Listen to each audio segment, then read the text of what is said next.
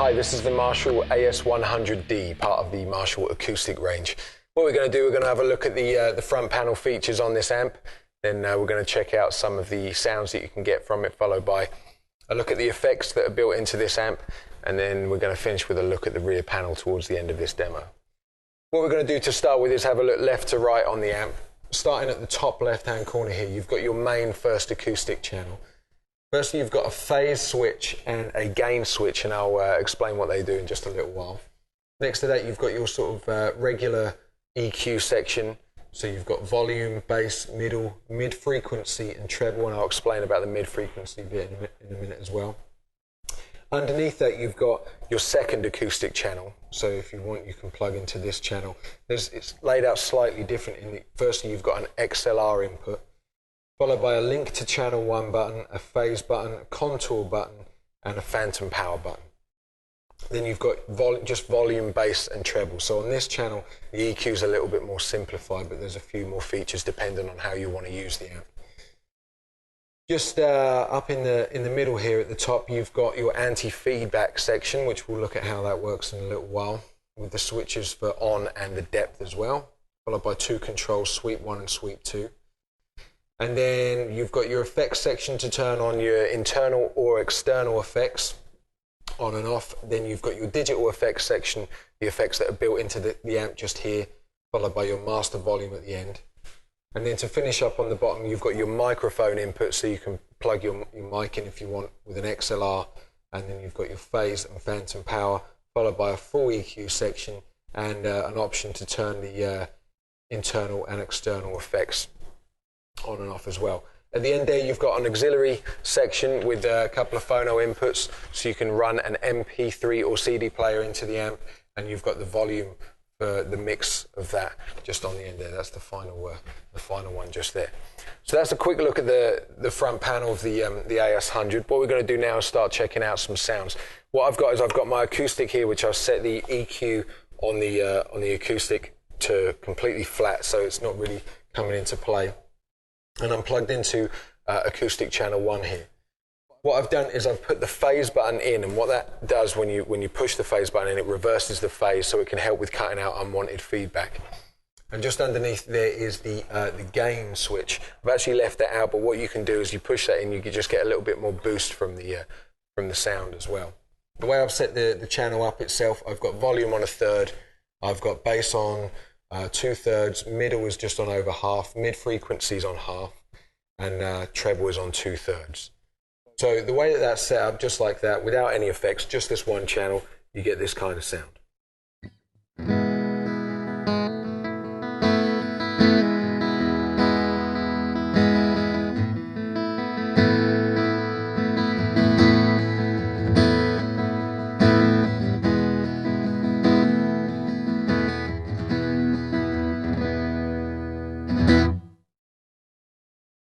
Now what you can do with the mid-frequency section here, depending on where you set the mid-frequency will depend on what range of the mid-control is kind of sweeping. So if you were to set the mid-frequency really low, the mid-control would then still be active, but you'd get different mid sections as you would if the mid-frequency was turned all the way up. You'd then again use the mid-control there to determine which mid-frequencies you want to choose from. So just to show you also the difference in sound you get when you press the gain button in. The sound that we had before was like this. Now pressing the gain in, you get this kind of sound.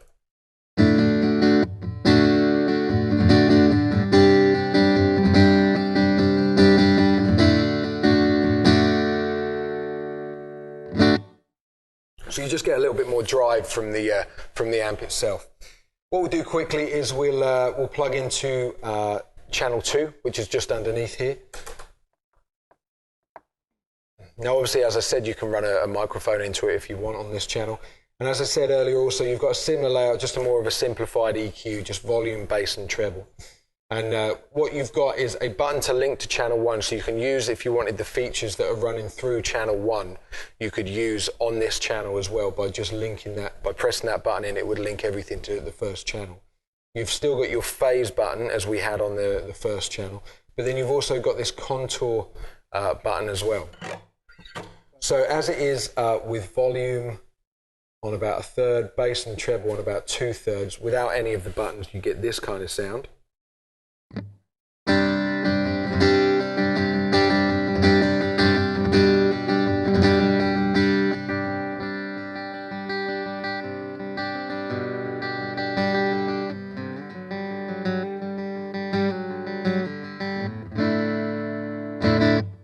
Now, by pressing in the contour, it will kind of scoop out, it will predetermine the sound by scooping out some of the mid frequencies there. It will actually take them out, so you get more of this kind of sound.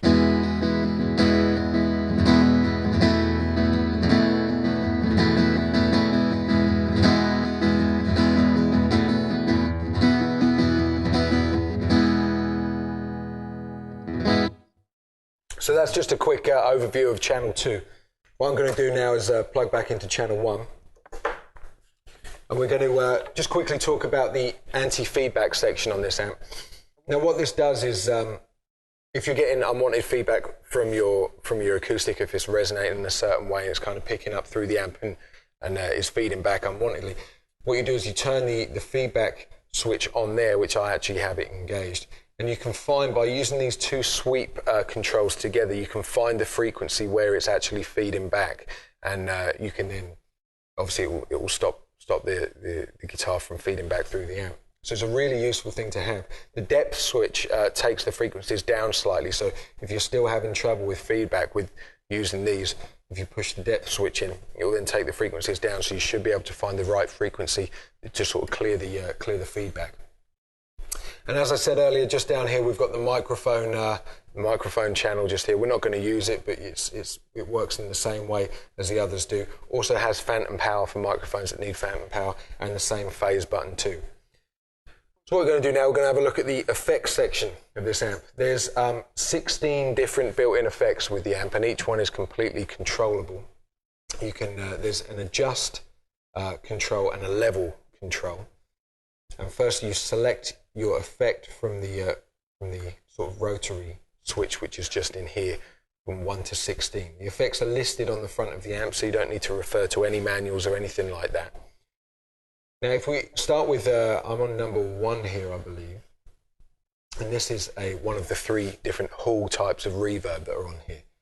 So to get the amps going, all you have to do is press the internal effects button just here, and that will bring on your internal effects. Incidentally, if you're running anything through the effects loop of this amp and you want to bring that in, then you press the button underneath. Obviously we're not, so I won't. So this is effect number 1, which is one of the types of hall reverb. I've got the adjust on midday, and I've got the level on midday as well, and you get this kind of thing.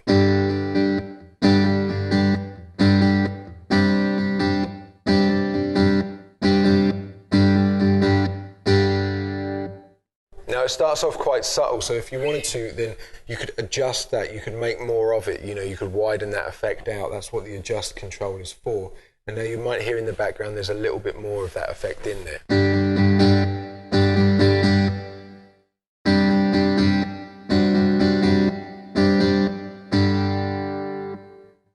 So you can see that by using the adjust, it adjusts the parameter of each effect, and as we go through the effects, you'll see how they all work.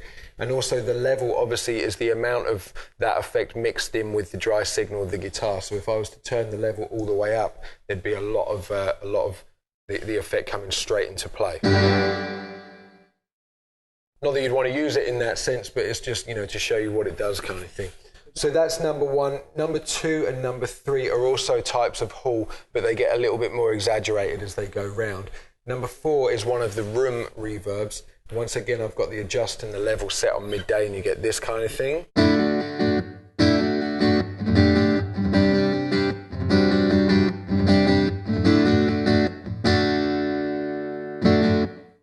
Again, starting quite subtly, but then if I move it round to 5, or actually 6, it will be the last of the room reverbs, and you'll hear a different, like a different style of room reverb.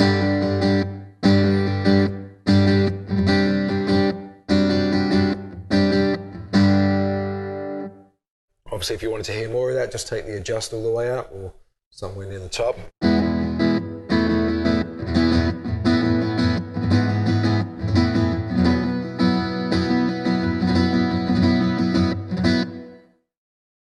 right, so moving on now to the next lot of effects, which is the plate types of reverb. So all in all, there's actually altogether 9 different types of reverb within this amp. So there's definitely one that you should be able to find that you'd enjoy using, you know. So number 7 is the first of the plate reverbs. Obviously, these are digital effects in this, but this is based on an old vintage plate kind of reverb.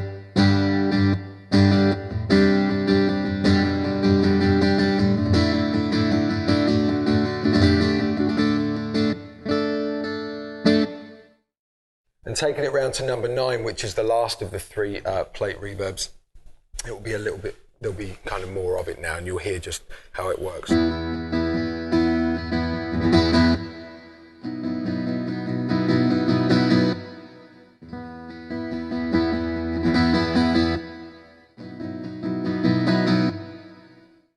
Once again, if you want more level, take it up.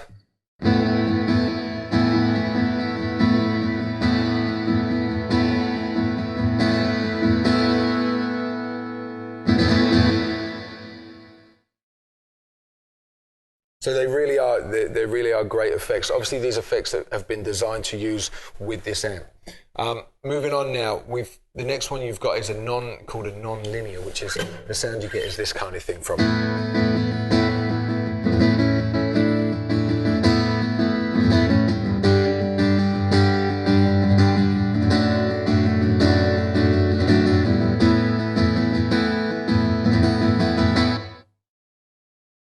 All right, now moving on to number 11, we've got a chorus.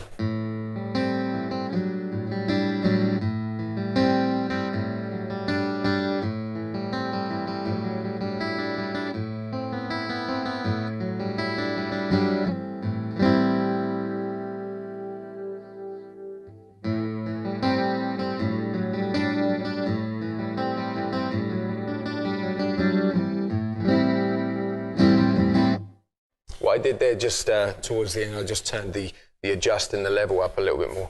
So with the chorus, it kind of changes the when you move the adjust, it changes the rate and depth of the chorus. So even with the chorus level all the way up, with the adjust on low, it's still quite subtle. But if you take it all the way up,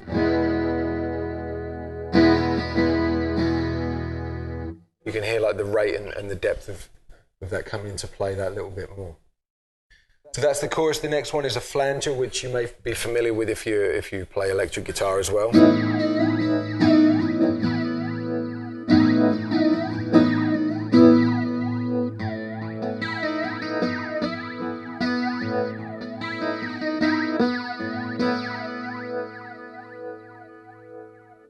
The adjust on this one changes the speed of the flanger. So if you take that all the way down, you can now hear that's moving at a much slower rate. And what I'll do is I'll just hold a chord and I'll slowly move the adjust up so you can hear the full sweep of the speed of the flanger there.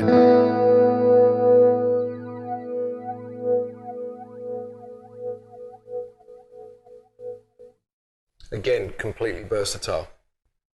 So moving up to the next one is now a delay, which is always a cool effect to use. I'll set the level and the adjust on about 2/3 and you get this. You can hear it's a really good quality delay. Now what happens is when you move the adjust, it obviously changes the amount of time between the delays. So setting it right at the front end here, you get this, which is not a lot. You're moving it round. It's starting to break up now. You can hear now they're still quite rapid. The more you move it round, the further spaced out the delays will get. All the way round to 3/4 now.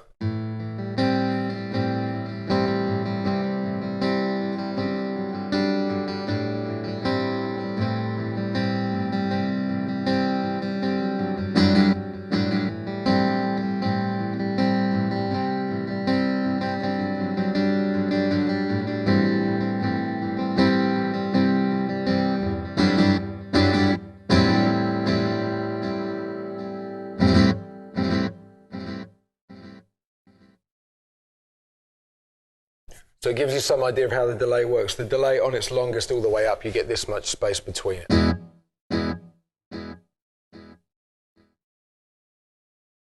And obviously you can control all that from the level as well. So if you didn't want so much in with the mix of the guitar, you just wind it down, or if you wanted more, then you could wind it up. So the last few effects on here are after number 13, which is the delay. The second one after that, which is number 14, is a mix of chorus and room. So it's a mix of the chorus effect that we heard earlier and the room reverb. So you get this, it's a nice mix of the two.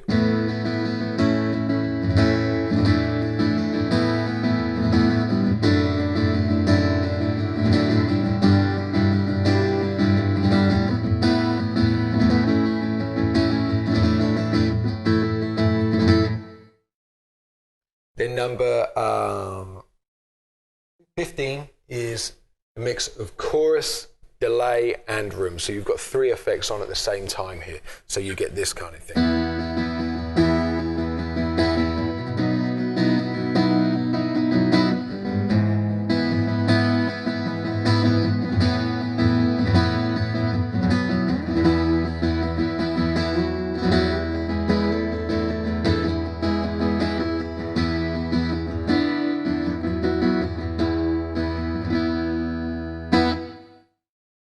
Again, if you wanted more of that, you can take them all the way up.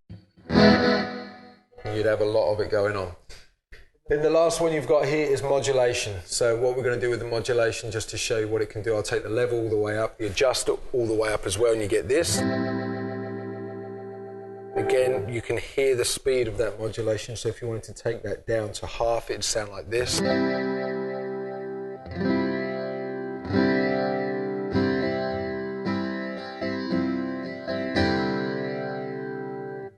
Or taking it down to a quarter, you'd get even sort of less rate from it.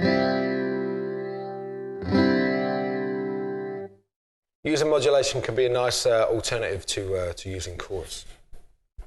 So that's it. That's pretty much the features of the AS100. Obviously, we look quite heavily at the effects section there.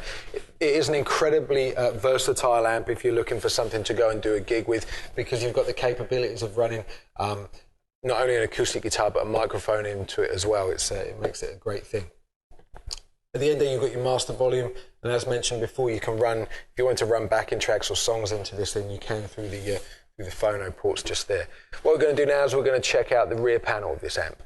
The AS100 is powered by 2 8-inch speakers and a tweeter inside the cabinet. And on the rear panel, you've got firstly your input for your foot switch, then your effects loop section where you plug in here. First you've got your send, then your effects level, and you've got the option of having a stereo return, either left or right, or just using the left for mono.